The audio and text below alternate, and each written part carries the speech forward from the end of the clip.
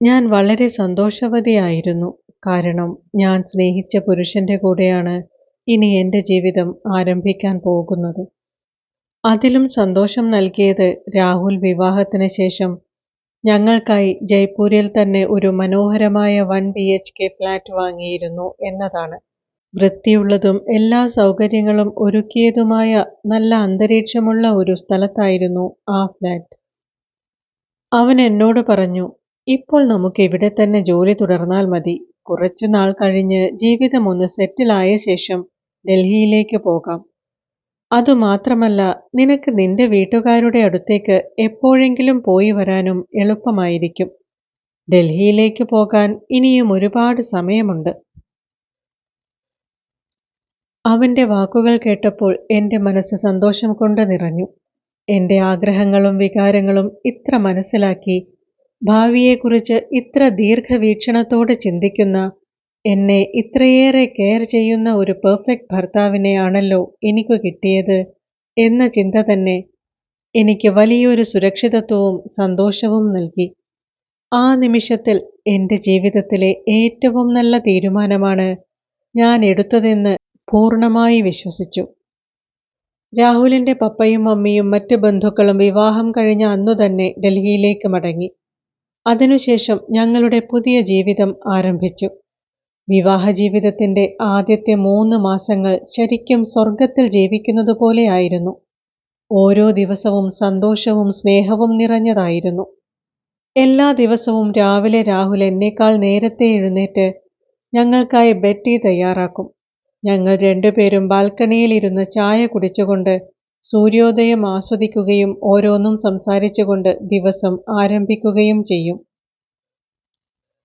അതിനുശേഷം ഞാൻ പ്രഭാത ഭക്ഷണം തയ്യാറാക്കും.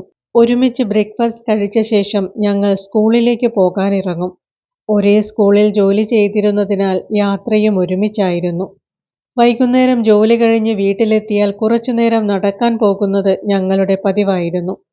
ആ സമയം മുഴുവൻ ഓരോ വിശേഷങ്ങളും പങ്കുവച്ചും ചിരിച്ചും കളിച്ചുമായിരുന്നു. രാത്രി ഭക്ഷണത്തിനു ശേഷം വീണ്ടും ബാൽക്കണിയിലിരുന്ന് മണിക്കൂറുകളോളം സംസാരിക്കും. ചിലപ്പോൾ അടുത്ത ദിവസത്തേക്കുള്ള സ്കൂളിലെ പാഠപദ്ധതികളും മറ്റ് ജോലികളും ഒരുമിച്ച് ചെയ്തു തീർക്കും. അങ്ങനെ ഓരോ ദിവസവും സ്നേഹവും കരുതലും ചെറിയ ചെറിയ സന്തോഷങ്ങളും നിറഞ്ഞ മനോഹരമായ ഓർമ്മകളായി മാറിക്കൊണ്ടിരുന്നു.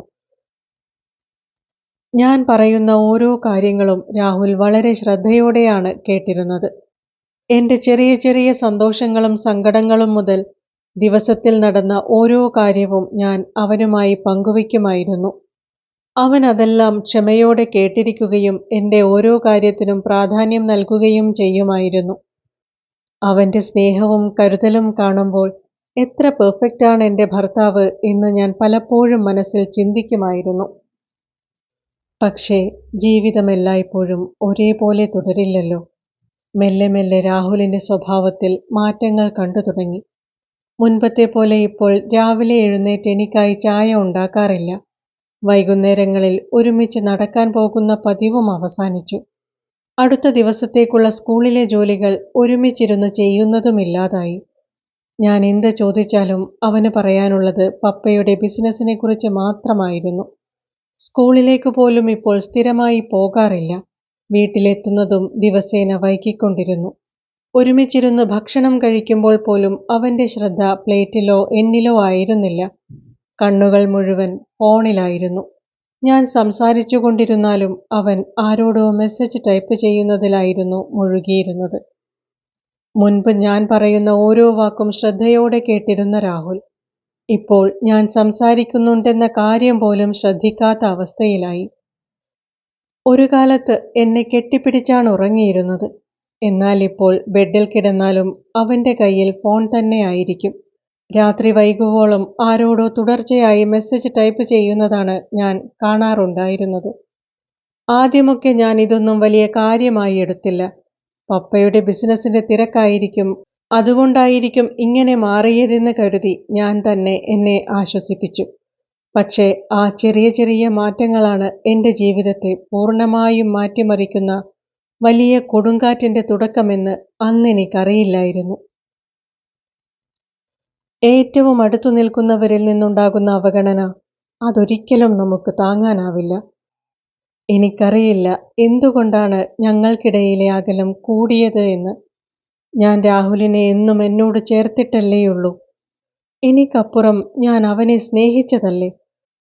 എന്നിട്ടും എന്തുകൊണ്ട് അതിൽ 1% പോലും എനിക്ക് തിരിച്ചു കിട്ടിയില്ല? എന്തുകൊണ്ടാവും ഞങ്ങൾക്കിടയിൽ ഈ അകലം?